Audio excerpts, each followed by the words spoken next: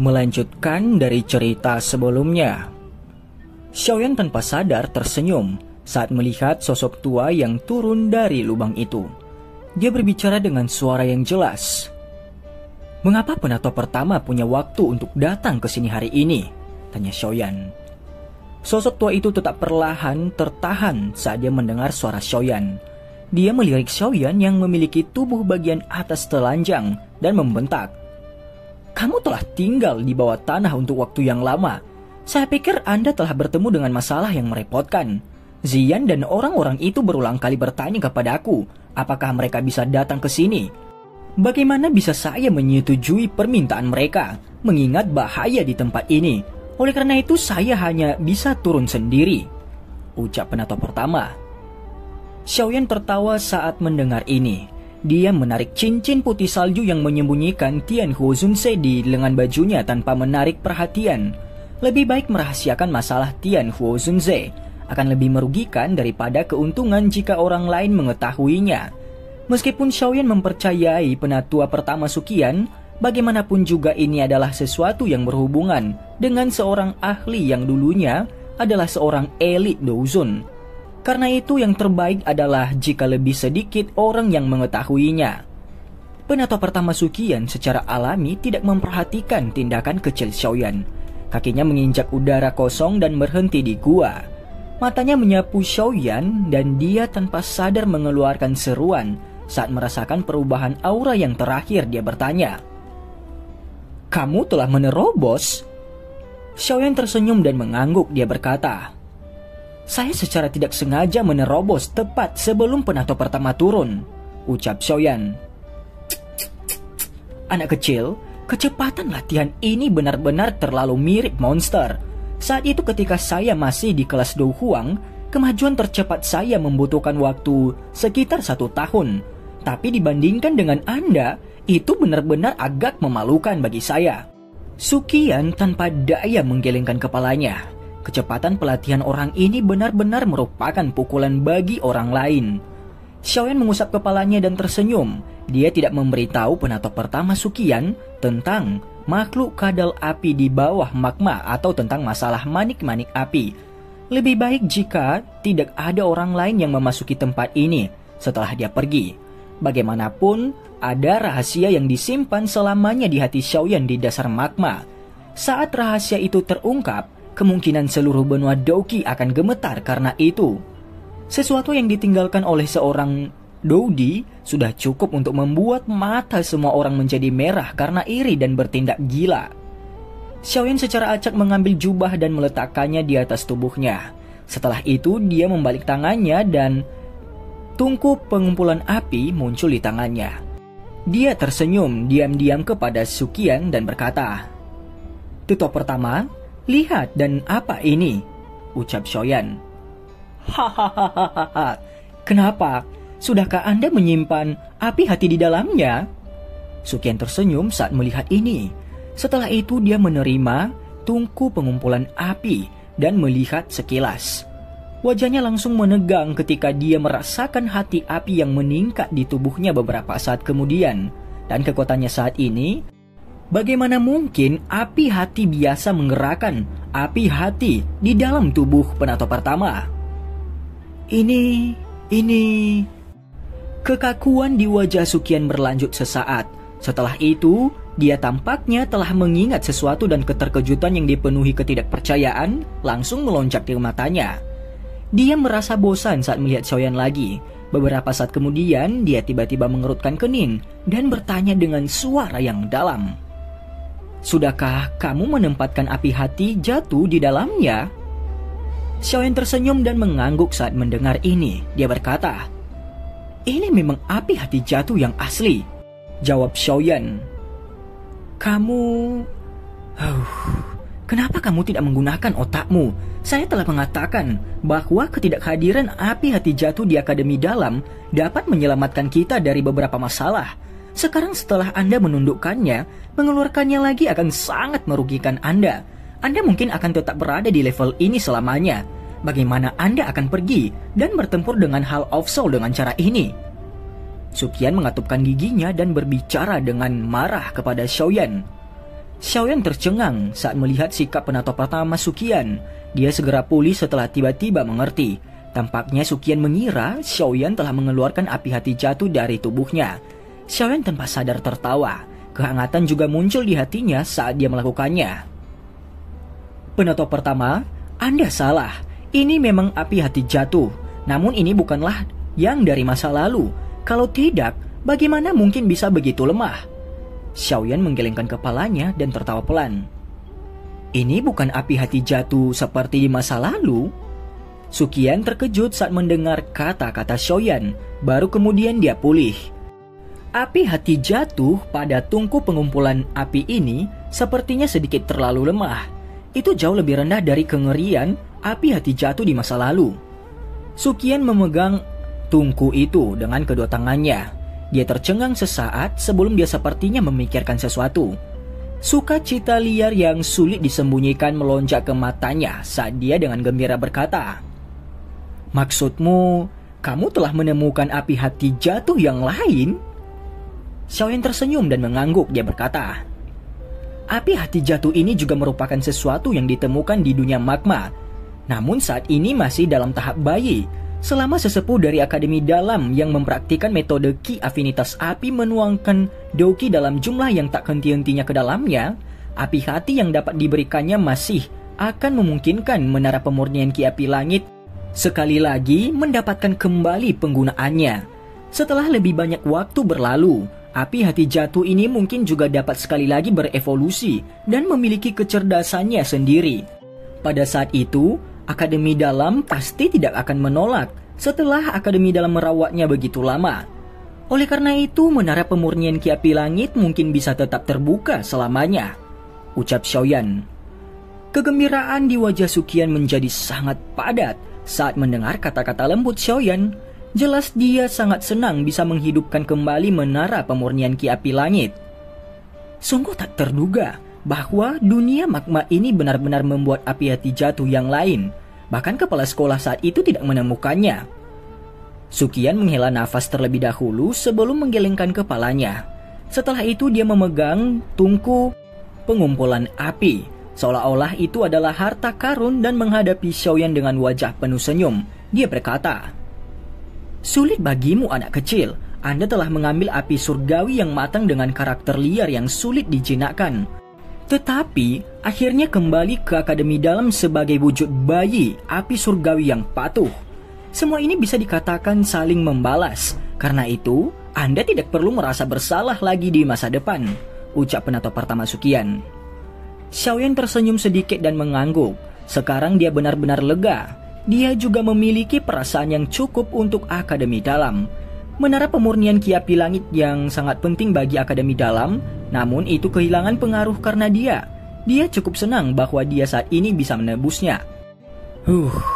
Dengan benda ini, setidaknya aku akan bisa bertanggung jawab kepada kepala sekolah ketika dia bertanya tentang itu di masa depan. Api hati jatuh adalah sesuatu yang telah dia habiskan cukup banyak usaha untuk menyegelnya. Pendirian menara pemurnian Ki Api Langit juga idenya.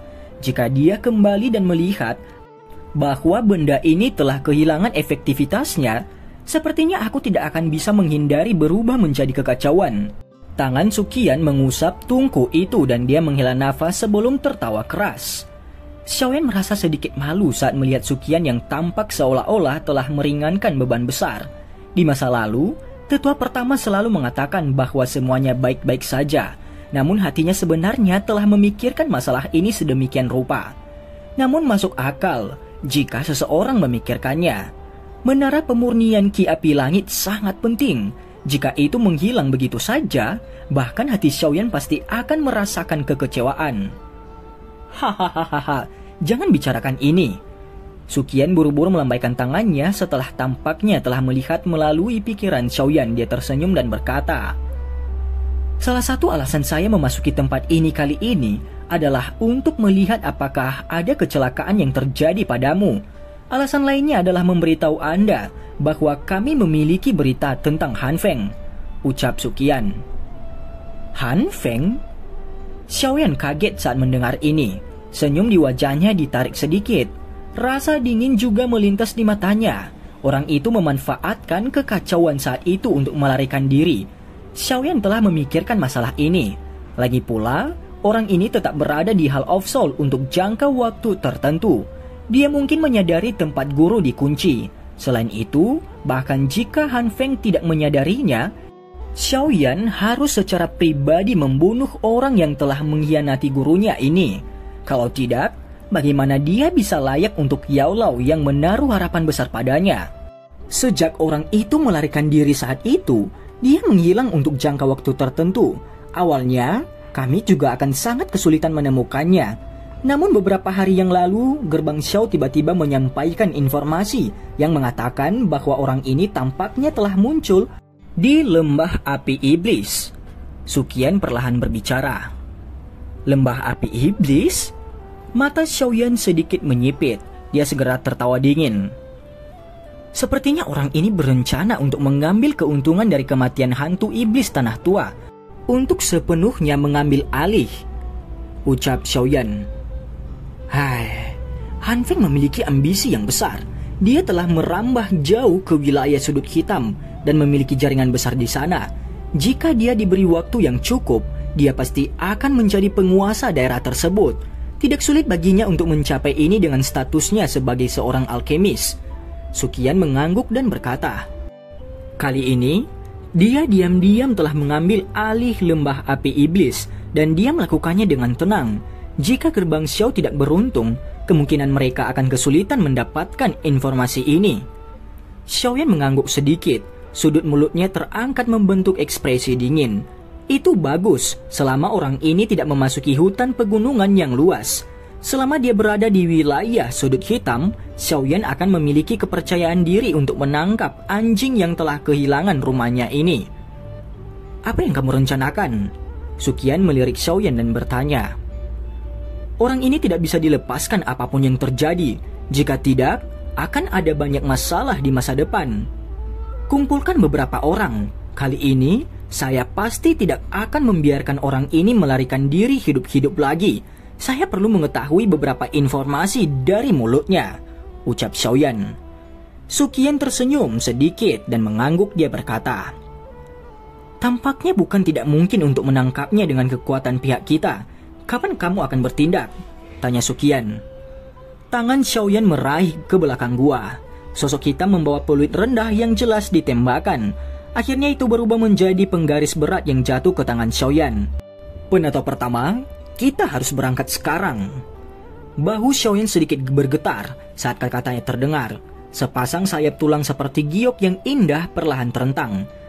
Raungan guntur samar bergema di atas dunia magma yang tenang ini saat sosok Xiaoyan berubah menjadi buram yang melesat ke lubang masuk. Suqian tanpa sadar membelai jenggotnya saat dia melihat ke belakang Xiaoyan yang dipenuhi dengan aura membunuh.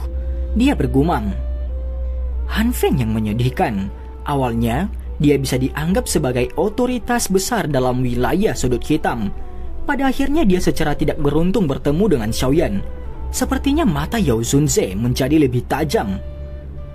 Suqian juga tersenyum sombong setelah mengatakan ini. Setelah itu langkah kakinya menginjak udara kosong saat tubuhnya mengikuti Xiaoyan dari belakang.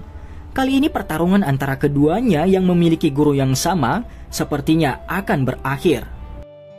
Di sisi lain, 4 sesepuh Akademi Dalam duduk di bagian bawah menara pemurnian Kiapi Langit. Mata mereka sedikit tertutup. Di antara mereka berempat, secara kebetulan ada lubang dalam yang menuju ke dunia magma.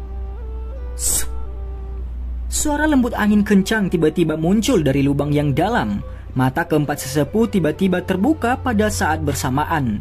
Segera tatapan mereka terfokus pada lubang yang dalam itu dan daoki di dalam tubuh mereka tanpa sadar mulai mengalir.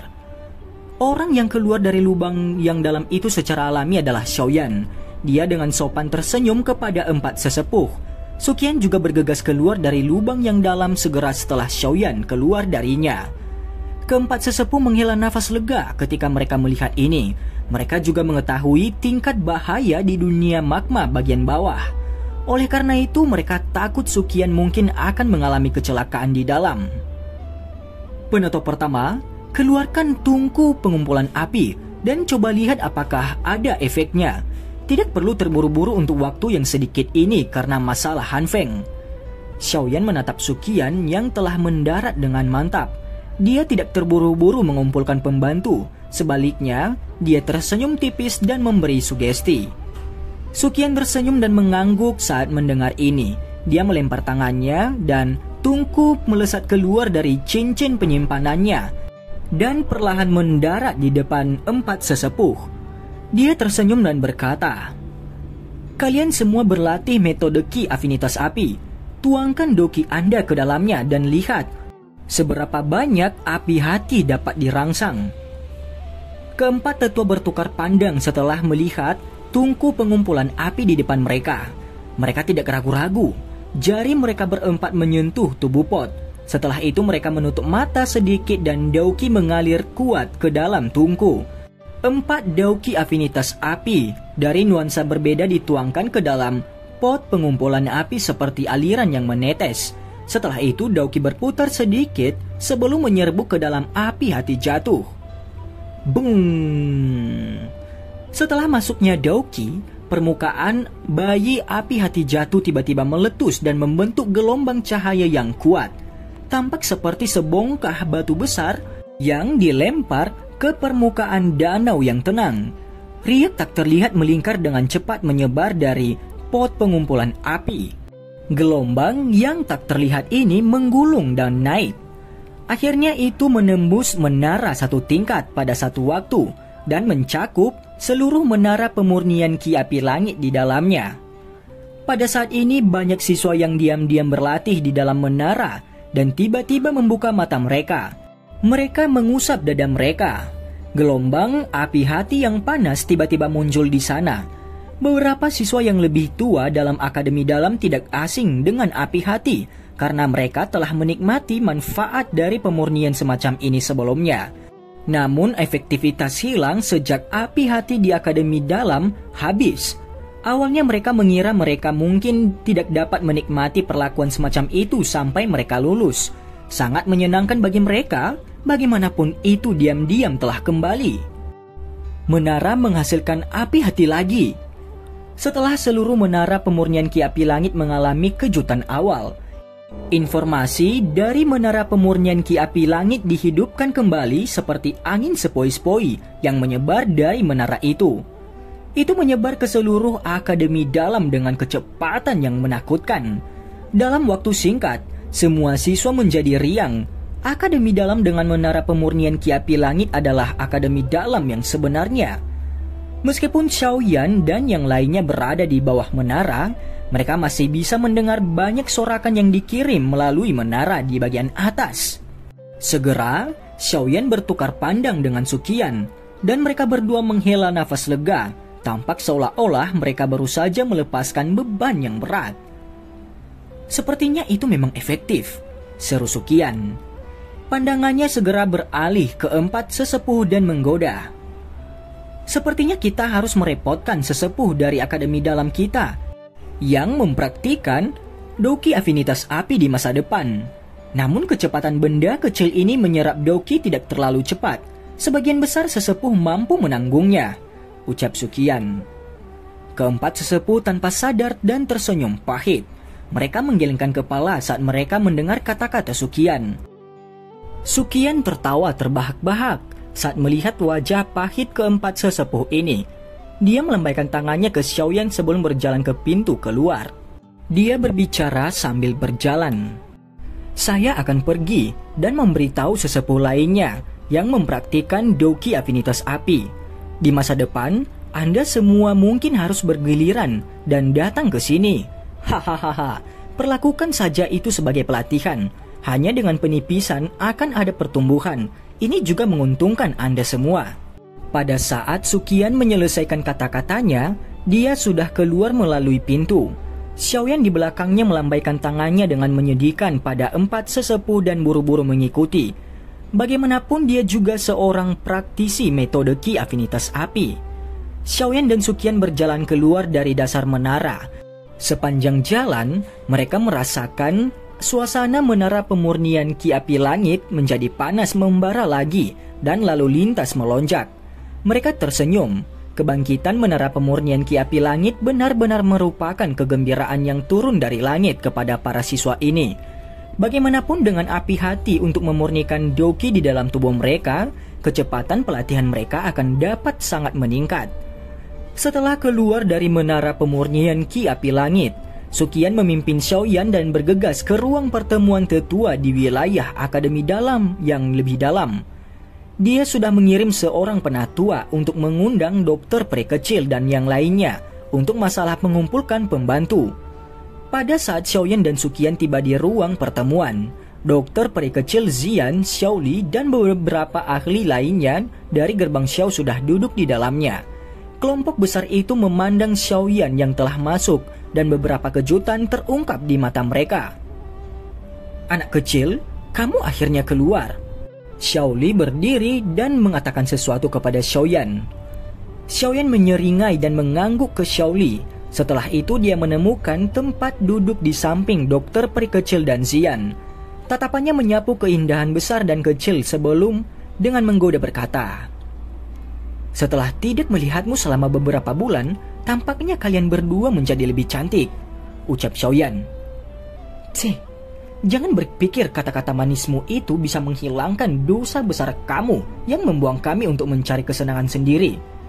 Zian meringkuk mulut kecilnya dan mencibir tanpa memberikan wajah kepada Xiaoyan. "Dosa kepalamu." Xiaoyan tidak bisa tertawa atau menangis saat dia menggelengkan kepalanya.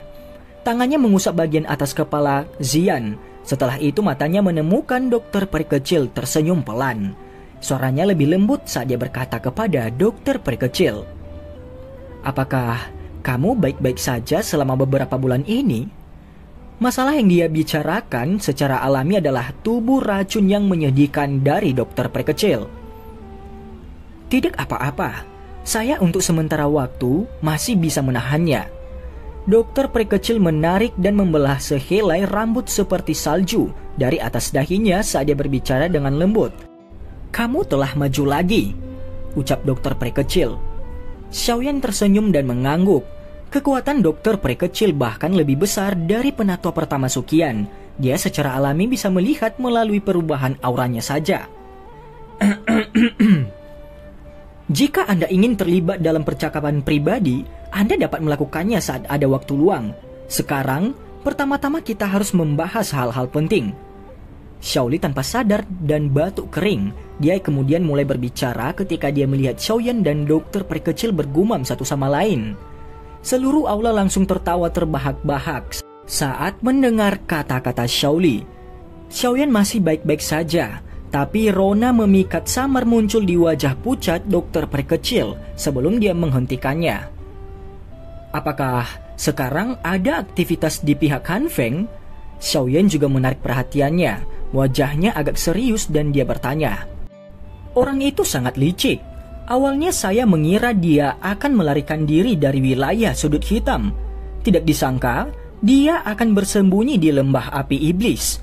Lembah api iblis adalah faksi tua dalam wilayah sudut hitam. Meskipun kekuatan mereka telah sangat berkurang dengan kematian hantu iblis tanah tua Fang Yan dan dua sesepuh lainnya, mereka masih tidak bisa diremehkan. Han Feng telah memanfaatkan lembah api iblis saat mereka tidak memiliki pemimpin. Dia menggunakan koneksinya dalam wilayah sudut hitam dan dapat dianggap memiliki kendali atas lembah api iblis. Selain itu, menurut informasi terakhir saya, Han Feng diam-diam menghubungi beberapa faksi daerah wilayah sudut hitam yang dia punya hubungan baik dengan maksud untuk membentuk aliansi. Bahkan sekte Kaisar Hitam itu, orang tua Ying San, semuanya termasuk dalam undangan itu, ucap Xiaoli. Xiaoyan tercengang saat mendengar ini. Dia segera dan dengan dingin tertawa. Orang ini benar-benar belalang yang menolak untuk beristirahat apapun yang terjadi. Dia selalu ingin membuat masalah. Han Feng ini sangat ambisius. Dia telah berusaha keras untuk membangun koneksi lamanya di wilayah sudut hitam. Meskipun dia dikalahkan olehmu beberapa kali, dia saat ini telah mencapai kekuatan Douzong. Kemampuan memanggilnya dalam wilayah sudut hitam tidak berkurang sedikit pun. Jika kita benar-benar mengizinkannya untuk membentuk aliansi dengan faksi-faksi ini, sepertinya mereka akan menjadi ancaman besar bagi Akademi Jianan dan Gerbang Xiao. Suqian berbicara dengan suara yang dalam. Di pihak kita hanya memiliki 2 elit asli Douzong, yaitu Dokter Pre Kecil dan saya. Sesepuh Bai dan Kian tua di dalam Akademi Dalam tidak akan pernah bertindak atas masalah semacam ini. Misi mereka adalah untuk melindungi Akademi Jianan dari kehancuran. Karena itu, kita tidak boleh membiarkan aliansi dengan faksi lain di wilayah sudut hitam berhasil. Jika tidak, mereka akan memiliki kesempatan untuk membalikan keadaan. Xiaoli melanjutkan dengan sinis. Xiaoyan diam-diam mengangguk, jarinya dengan lembut menepuk meja. Sesaat kemudian dia perlahan bertanya, "Kapan dia akan mengundang faksi-faksi itu?" tanya Xiaoyan. "Besok." Xiaoyan sedikit menurunkan dagunya. Tubuhnya dengan lembut bersandar di sandaran saat dia dengan lemah berkata, "Kakak kedua, kirimkan semua ahli dari gerbang Xiao. Selain itu kirim seseorang untuk melakukan kontak dengan faksi yang memiliki hubungan baik dengan gerbang Xiao.